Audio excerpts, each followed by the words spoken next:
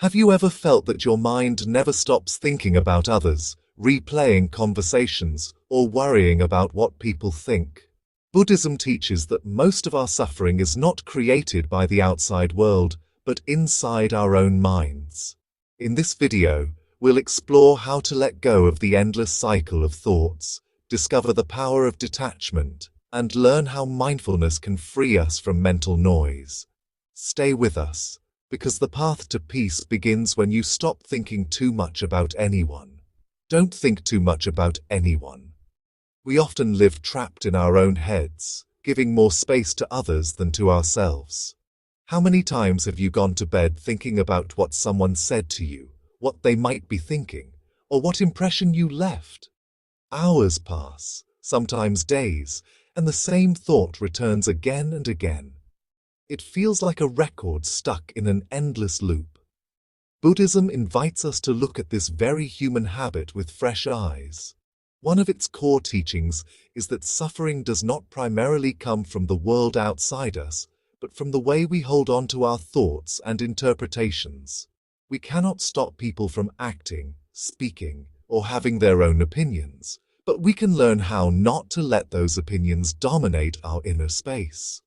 When the Buddha spoke about the origin of suffering, he referred to attachment and craving, the constant desire for things to be a certain way. But there is another subtle form of attachment, the one we create with our thoughts about others. Instead of simply experiencing an interaction and letting it go, we carry it inside our minds like a heavy bag.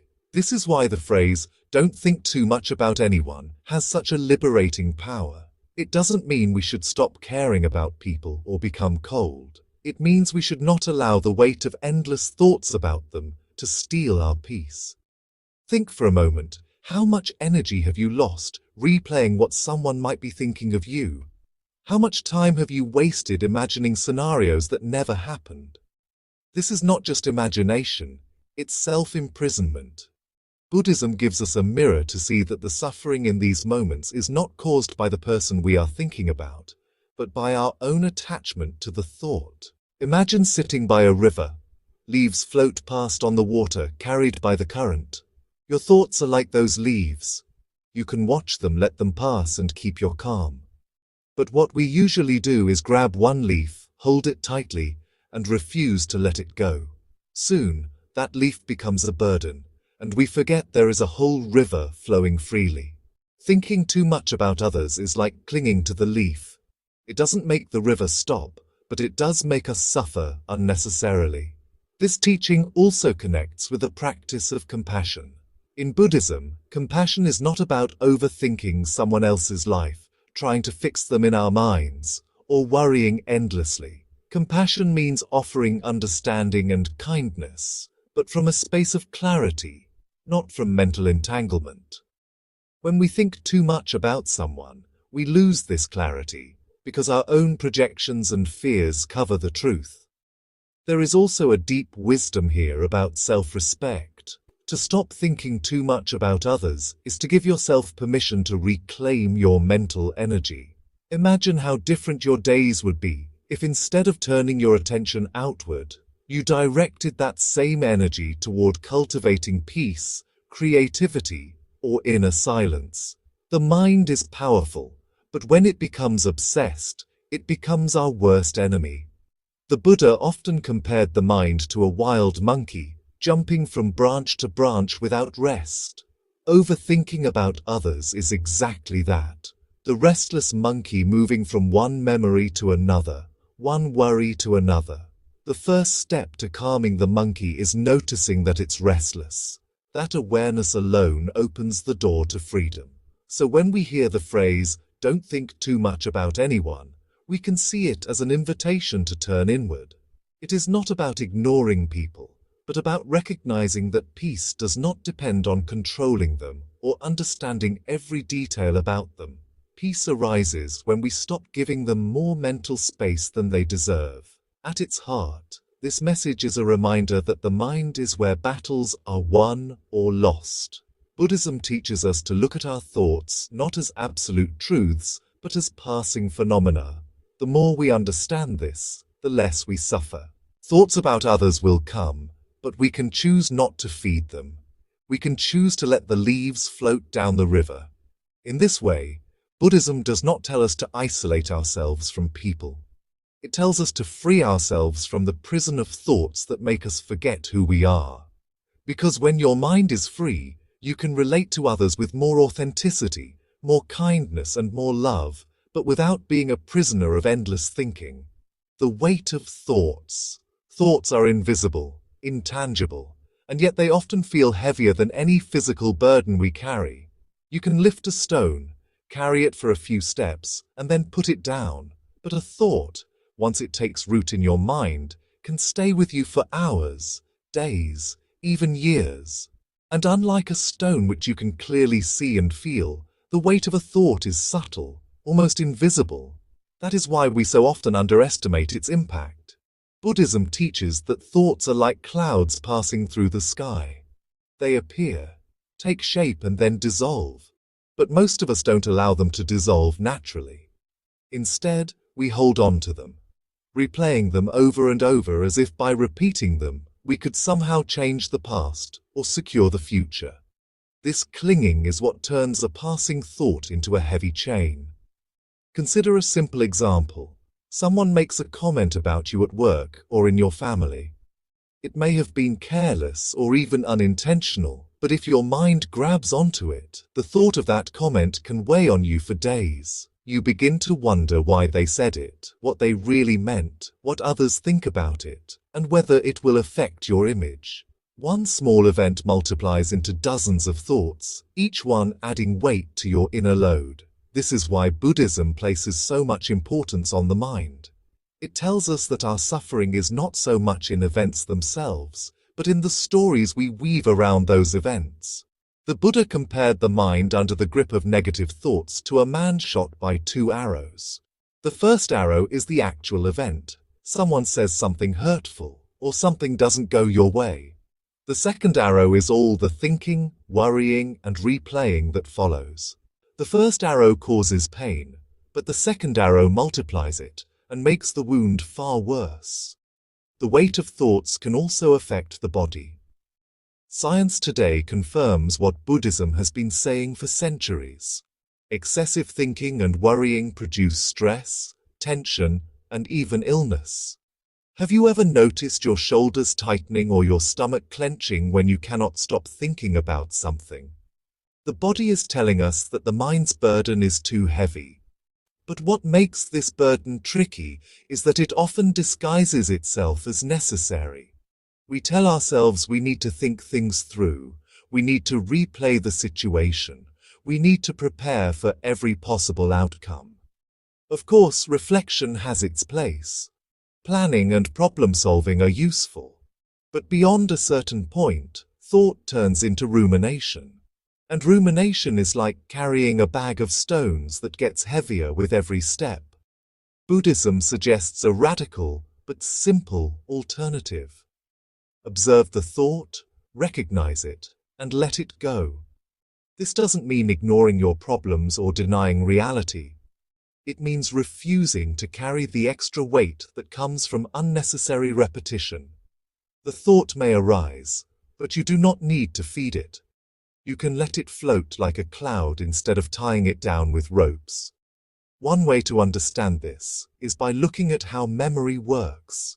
A memory itself is neutral. It's just an imprint of something that happened. But when we recall it and start adding judgments, fears, and assumptions, we transform it into a heavy burden. The same memory can either be a passing image or a source of endless suffering, depending on how much weight we choose to give it. There's also something very liberating in realizing that most thoughts are not as important as we believe. Studies show that the majority of our daily thoughts are repetitive, often the same as the day before, and yet we treat them as urgent, as if each one deserved our full attention. Buddhism reminds us, just because a thought appears doesn't mean it is true, and it doesn't mean it deserves to control us. Think of your mind as a room. Every thought is like a visitor who knocks on the door. You can choose to invite some in, share tea, and listen carefully. But if you open the door to every single visitor, your house will soon be overcrowded, noisy, and chaotic. The practice is about learning discernment, which thoughts are worth your attention, and which ones should be allowed to pass by. The weight of thoughts also ties into our sense of identity. Many of us unconsciously define ourselves by what we think. If a thought tells us we are not good enough, or that someone doesn't respect us, we may accept it as reality. But Buddhism challenges this directly. You are not your thoughts, you are the awareness behind them. Once you begin to see this difference, the weight of thoughts naturally lightens because you no longer mistake them for the truth of who you are. Let's pause here with a practical reflection. The next time you notice yourself lost in thought, ask, is this thought helping me, or is it adding weight to my mind? If it is useful, keep it. If it is heavy and repetitive, let it go. The freedom lies not in controlling which thoughts appear, because they will always come, but in choosing which ones you carry with you. In the end, Buddhism's invitation is simple but profound. Stop carrying the unnecessary weight of thoughts. Life is challenging enough with the first arrow. We don't need to wound ourselves with the second. When you let go of the heavy bag of repetitive thinking, you rediscover a sense of lightness. You walk through life not weighed down by yesterday's worries or tomorrow's fears, but with the freshness of the present moment. The trap of overthinking about others.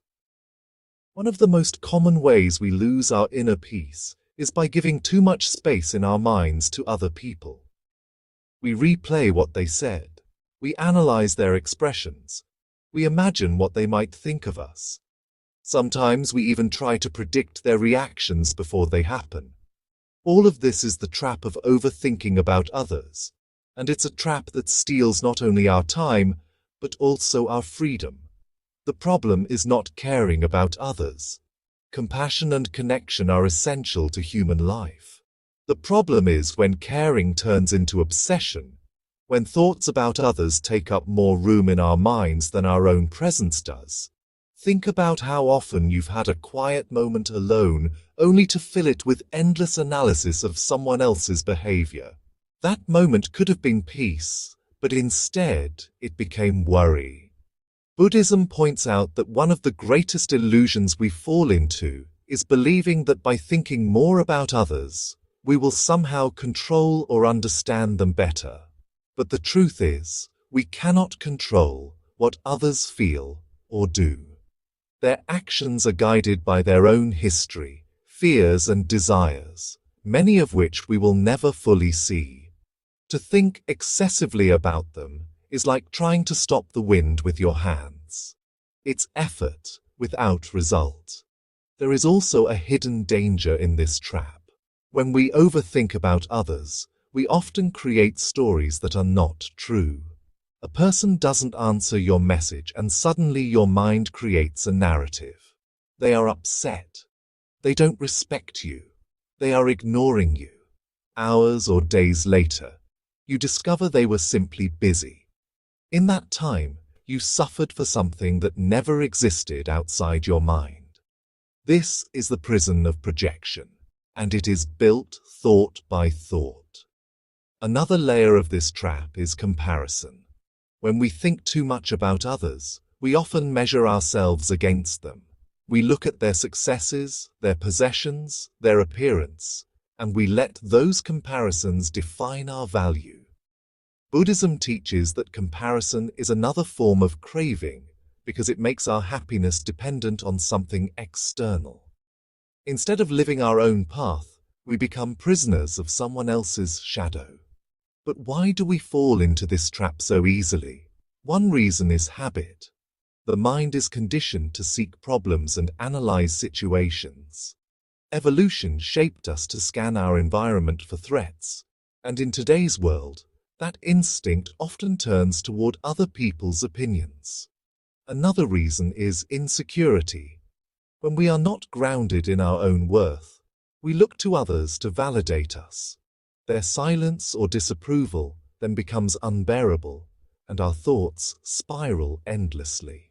Buddhism offers an antidote to this cycle: awareness and detachment. Awareness means noticing when the mind starts spinning stories about others. Detachment means remembering that those stories are not the truth. They are just clouds passing through the sky of your mind. You don't have to chase them. You can simply let them drift. A powerful image comes from the Buddhist idea of the mirror. Your mind is like a mirror. It can reflect reality clearly, but if it is covered with dust, the reflection is distorted. Overthinking about others is like letting dust accumulate on the mirror. You see not the person as they are, but the image distorted by your fears and assumptions. Cleaning the mirror means calming the thoughts and seeing reality as it is, without adding unnecessary stories. Consider this practical example. Imagine someone doesn't greet you when they walk by. If your mind is trapped, you might think, they are angry with me. I must have done something wrong. That thought grows heavy, and soon you feel anxious, but if you pause, you can see another possibility. Maybe they were distracted. Maybe they didn't see you. Maybe it had nothing to do with you at all. The difference between suffering and peace lies not in the event itself, but in the story your mind tells. When you stop overthinking about others, something beautiful happens. You begin to relate to them more authentically. Instead of approaching them with fear, suspicion, or projection, you approach them with openness. You listen more deeply because your mind is not busy rehearsing or defending. You give them space to be who they are, instead of forcing them into the cage of your thoughts. There is also great freedom in remembering that people's opinions are temporary. What someone thinks of you today may change tomorrow. To make those shifting opinions the center of your inner world is to build your peace on sand. Buddhism reminds us true peace comes from within, from a mind that knows how to let go, not from the unstable ground of others' judgments. The trap of overthinking about others often feels inescapable, but in reality, the key is already in your hand. That key is awareness. The moment you notice yourself lost in stories about someone else, you can gently say to yourself, "This is just a thought." That small recognition weakens the chain. Over time, with practice, the trap loses its power and your mind becomes lighter. So the next time you find yourself replaying a conversation or worrying about what someone might think, remember, you are free to step out of the trap. Their life is theirs, and your peace is yours. By releasing the endless cycle of overthinking about others, you make space for silence, presence, and true connection. And in that space, peace naturally arises. What Buddhism teaches about the restless mind. The human mind is restless by nature. It jumps from one thought to another, never staying still, always chasing something. Buddhism has long described this restless state with a vivid image, the monkey mind. Just as a monkey leaps from branch to branch without pause, our thoughts leap from worry to memory, from desire to fear, never allowing us to rest in the present. If you close your eyes for just a moment, you can see this clearly. Try to remain silent and still for even 1 minute and watch what happens. Thoughts arrive without invitation, reminders of unfinished tasks, replayed conversations, plans for the future. They crowd the space of your awareness, pulling you away from stillness. This is the restless mind at work, and it is universal. Buddhism doesn't condemn the restless mind. Instead, it studies it. It asks, why does the mind behave this way, and what can we do about it? The first insight is that restlessness is fueled by craving and aversion, wanting things to be different than they are. When we crave, the mind races toward what it doesn't have. When we resist, the the mind pushes away what it doesn't want. In both cases, the mind is unsettled, never content with the present moment. Another key teaching is that restlessness is a form of suffering. At first, it may not seem like suffering. It feels like ordinary thinking, like the normal chatter of daily life. But underneath, restlessness drains our energy, weakens our attention, and prevents us from feeling peace. The Buddha compared the restless mind to a pot of water shaken by the wind. The surface ripples constantly, and because of that, it cannot reflect the moon clearly. In the same way, a restless mind cannot reflect truth or wisdom.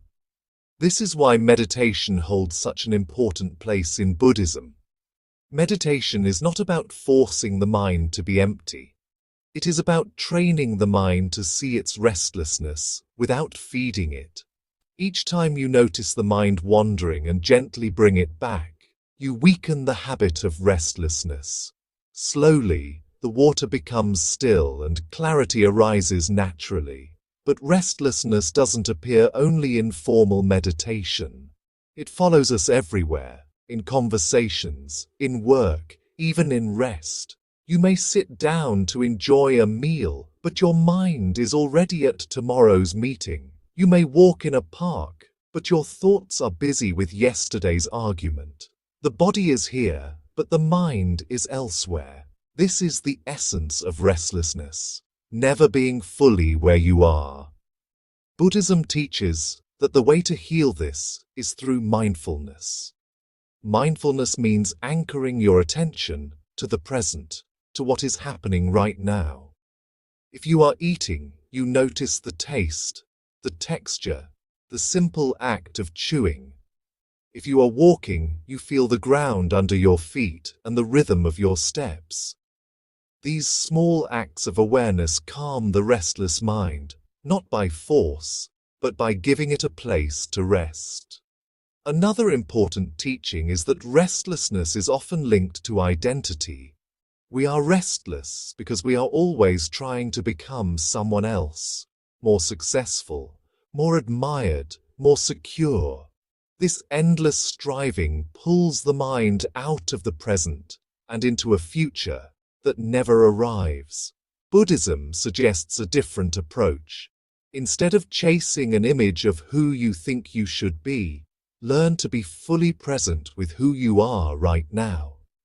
It is also worth noting that the restless mind is not an enemy. It is simply a mind without training. Just as an untrained horse runs wildly, a restless mind jumps uncontrollably. But with patient guidance, the horse learns to walk steadily, and the mind learns to rest. This is the essence of Buddhist practice, to transform restlessness into calm through awareness, compassion, and discipline. Science today supports what Buddhism has taught for centuries. Studies on meditation show that regular practice reduces activity in the parts of the brain responsible for rumination and worry. The restless mind becomes quieter, and people experience greater peace and clarity. What the Buddha observed through direct experience, modern research now confirms. The restless mind can feel overwhelming, but Buddhism reminds us that change is possible. Each moment you notice your wandering thoughts and return to the present, you are planting seeds of peace. Over time, those seeds grow into a mind that no longer controls you, but serves you. So what does Buddhism ultimately teach us about the restless mind? That it is natural, but it is not final. The mind will always produce thoughts, but you are not bound to chase them. You can learn to see them arise and let them pass, like waves on the ocean. Beneath the waves, the ocean is vast and still. Beneath the restlessness of your thoughts, there is a deeper awareness waiting to be discovered. And when you touch that deeper awareness, even for a few moments, you realize that peace is not something to be found in the outside world. It is already here, beneath the noise of the restless mind. The task is simply to return again and again until rest becomes your natural state. The principle of detachment, Releasing the mental burden. If there is one teaching in Buddhism that speaks directly to the problem of overthinking, it is the principle of detachment. At first, the word detachment can sound cold, as if it meant not caring about anything or anyone. But in Buddhism, detachment does not mean indifference. It means freedom. It is the ability to relate to people, to situations, and to your own thoughts without becoming a prisoner of them. Imagine carrying a backpack filled with heavy stones. Each stone represents a thought, a worry, or a memory you refuse to let go of. You can still walk, but every step is harder, slower, and more painful. Detachment is like opening the backpack and putting down the stones. The path remains the same, but now you walk lightly, freely, without unnecessary weight. One of the Buddha's central teachings is the idea of non-attachment. He observed that suffering arises when we cling to things, not only to material possessions, but also to people, identities, and even ideas. We want things to last forever. We want people to act the way we expect, and we want our thoughts to confirm our sense of self. But reality is constantly changing. When we cling to what is fleeting, we suffer. Detachment is the art of letting reality flow without holding it too tightly. Applied to the mind, this means we don't need to attach ourselves to every thought that appears. Thoughts will always come and go, like clouds drifting across the sky. Detachment allows us to observe them without grabbing onto them. It's like watching a bird fly across your field of vision. You see it, you acknowledge it, but you don't run after it. Detachment also helps us in our relationships with others. Overthinking often happens because we are too attached to how people see us, to their approval or to their actions. We cling to their words, their gestures, their silences. But detachment reminds us that their behavior belongs to them, not to us. We cannot control their minds, and we should not chain our peace to their moods. By practicing detachment, we can still love deeply, but with freedom, without suffocating ourselves or others. A common misunderstanding is to confuse detachment with coldness. But Buddhism makes a clear distinction. Coldness rejects, while detachment accepts. To be detached is not to turn your back on life, but to embrace it as it is without demanding that it be different. It is to say, I care, but I do not cling. I love, but I do not possess. This balance allows relationships to be healthier and more authentic. There is also a connection between detachment and impermanence. Buddhism constantly reminds us that everything changes. Every situation, every feeling, every thought is temporary. When we understand this deeply, clinging begins to lose its appeal. Why grasp so tightly at something that cannot stay? Detachment is simply aligning ourselves with reality. Everything flows, and peace comes when we learn to flow with it. On a practical level, how do we cultivate detachment? One method is mindfulness. Each time a thought about someone or something arises, notice it without judgment. Recognize it as a thought, not as a fact, then gently let it pass. This simple act of noticing and releasing weakens the habit of clinging. Another method is reflection. Ask yourself, is this thought helping me, or is it weighing me down? If it is only a burden, put down the stone. Detachment also requires trust. Trust in life. Trust in the present moment. Trust that we do not need to control everything. Much of our overthinking is an attempt to secure certainty. We replay scenarios because we are afraid of the unknown. But Buddhism teaches that life itself is uncertain, and fighting this truth only multiplies suffering. Detachment is the courage to stand in uncertainty without being crushed by it. There is a story in the Buddhist tradition of two monks crossing a river. One carries a woman on his back to help her across. Hours later, The other monk, troubled, says, "Why did you carry her? We are monks. We should not touch women." The first monk replies, "I put her down hours ago. Why are you still carrying her?" This story beautifully illustrates detachment.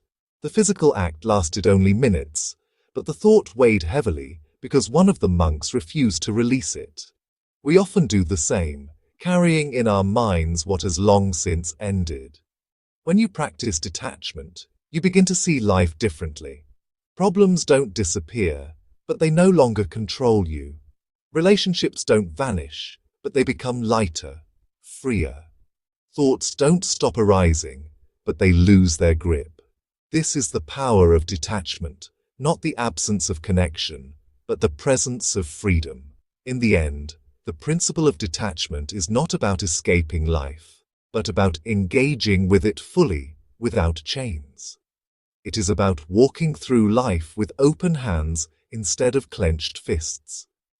When you loosen your grip, you discover that peace is not something to chase, but something that appears naturally once the burden is released. Mindfulness, the art of observing without judging. At the heart of Buddhism lies a simple yet transformative practice: mindfulness. The word itself means paying attention to the present moment, but it carries a deeper essence. Mindfulness is not just noticing what is happening, but noticing without judgment, without labeling, without turning an experience into a story of good or bad. It is the art of being here, fully awake, without adding unnecessary noise. In our daily lives, most of us live in automatic mode. We eat without tasting, walk without noticing, listen without truly hearing. Our minds are not with us but wandering somewhere else. In the past, replaying what happened, or in the future, imagining what might happen. This wandering creates stress, anxiety, and restlessness. Mindfulness is the antidote. It brings us back to the only place where life truly exists: the present moment. Think of a glass of muddy water. If you keep shaking it, the water stays cloudy, but if you let it rest, the mud settles and the water becomes clear. The mind works the same way. When we are restless, lost in thoughts and judgments, our perception is muddy. Mindfulness is the act of letting the mind rest, allowing clarity to emerge naturally. Observing without judging is a key part of this practice. Usually when a thought or emotion arises, we label it. This is good, this is bad. I like this, I hate that. These judgments add extra layers of suffering. For example, if anger arises, we don't just feel anger. We also feel guilty for being angry, or we justify it, or we replay the reasons endlessly. With mindfulness, we simply notice anger is here, nothing more. By observing without judgment, the emotion passes more easily because we are no longer feeding it with stories. This same approach applies to thoughts about others. Suppose someone says something that hurts you. Instead of replaying it for hours, mindfulness allows you to pause and notice the thought as it appears. A memory of their words is here. You don't have to analyze or fight it. You simply observe. The act of observing creates space between you and the thought. That space is freedom. Buddhism often describes mindfulness as the practice of being the witness. Imagine sitting at the side of a road watching cars go by. Each car is a thought or emotion.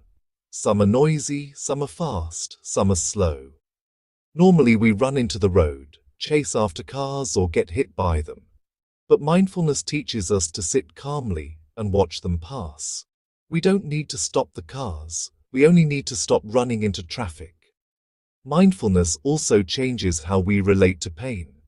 Pain is inevitable in life: sickness, loss, disappointment. But much of our suffering comes from resistance. We add mental commentary: this shouldn't be happening. Why me? These judgments turn pain into suffering. When we practice mindfulness, we learn to face pain directly, without adding the weight of resistance. Strangely, when we stop fighting pain, it often becomes more bearable. In daily life, mindfulness can be practiced in very simple ways. When you drink water, feel the coolness in your mouth. When you breathe, notice the air entering and leaving your body. When you speak with someone, give them your full attention instead of planning what to say next. These small acts of presence build the habit of observing without judgment. Over time, they transform the restless mind into a calm one. Another aspect of mindfulness is compassion. Observing without judging does not only apply to thoughts and emotions, it also applies to yourself. Too often we judge ourselves harshly, criticizing every mistake, every imperfection. But mindfulness teaches us to meet ourselves with kindness, to notice when we fall short without punishing ourselves, to see our humanity clearly without adding cruelty. This compassionate awareness is one of the most healing aspects of mindfulness. Science has shown the power of this practice as well. Studies reveal that mindfulness reduces anxiety, improves focus, and even changes the structure of the brain, strengthening areas related to calm and emotional balance. What ancient Buddhist teachers discovered through experience, modern research now confirms. Mindfulness is not just a philosophy, it is a practical tool for transforming the mind. In the end, mindfulness is about freedom. Freedom from being controlled by thoughts. Freedom from being trapped in endless judgments. Freedom from the constant pull of past and future. By observing without judging, you return to the simplicity of the present moment, where life is fresh and alive. So, the next time you find yourself lost in thought, try this simple experiment. Pause, breathe, and notice. Don't judge the thought. Don't push it away. Don't cling to it. Just see it for what it is, a passing cloud in the vast sky of your awareness. And remember, you are not the cloud, you are the sky. How to apply this teaching in your daily life? All of these Buddhist teachings, detachment, mindfulness, freedom from the restless mind, are beautiful in theory, but their true value only appears when we live them in daily life. Otherwise, they remain just words. Buddhism is practical at its core. It is not about abstract philosophy, but about tools for ending suffering here and now. So how can we apply these lessons when the challenges of everyday life arise? The first step is awareness. Before we can let go of unnecessary thoughts about others, we need to notice them. Start by paying attention to the moments when your mind becomes heavy. Maybe you are walking home and suddenly you're replaying a conversation with your boss. Maybe you're about to sleep and your mind is busy imagining what a friend might think of you. These are the moments to pause and simply acknowledge, I am caught in thinking. That recognition is already the beginning of freedom. The second step is creating space. Once you notice the thought, give yourself permission not to engage with it. Imagine holding a hot coal. The moment you realize it is burning you, you drop it. In the same way, when you realize a thought is causing unnecessary suffering, you can release it. You don't need to solve it, finish it, or analyze it.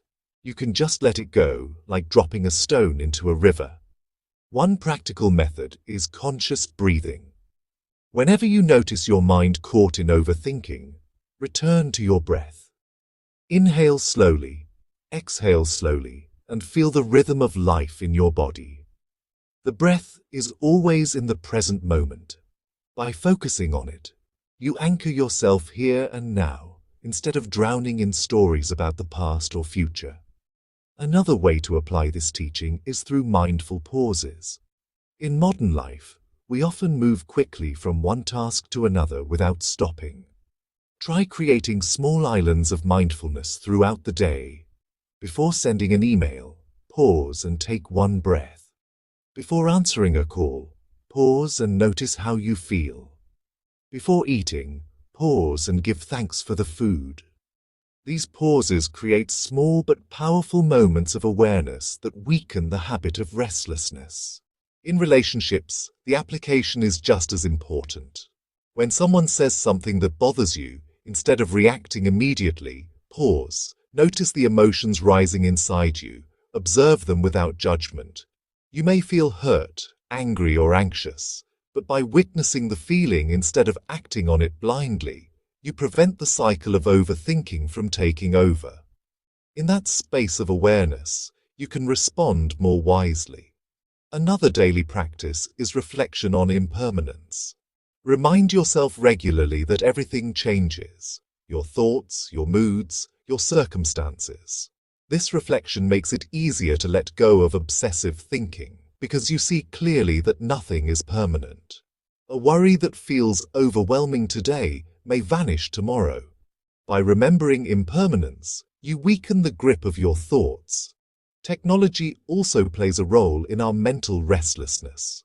Our phones, notifications, and constant messages often fuel overthinking about others.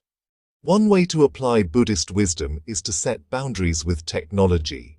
Take moments away from your phone, especially before sleep.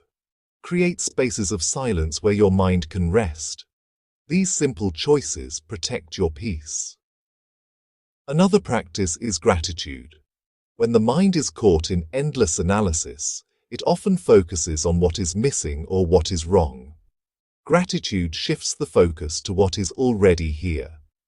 At the end of the day, take a few moments to recall 3 things you are thankful for.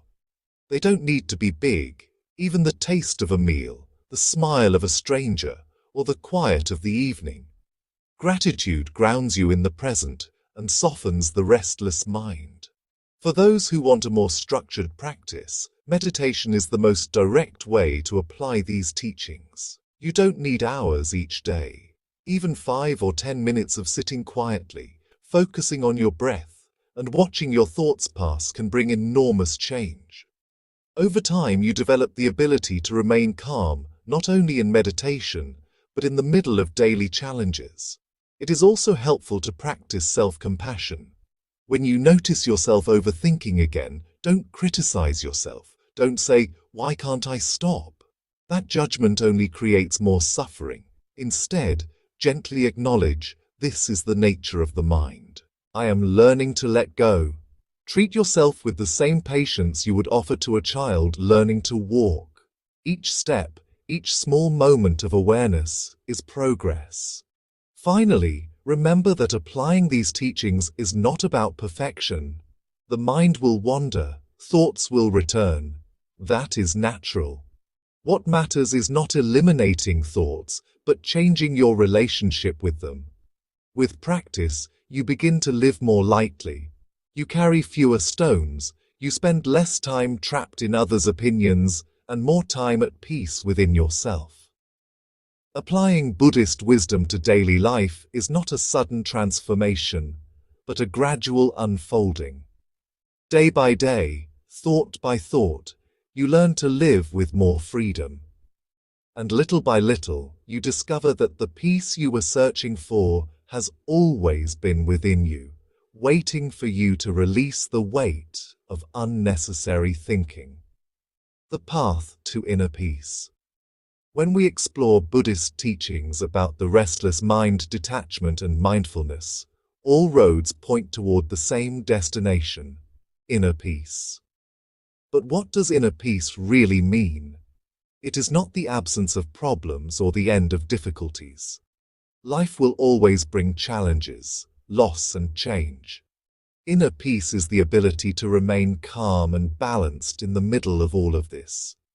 It is the deep knowing that your well-being does not depend on outside circumstances, but on the state of your mind.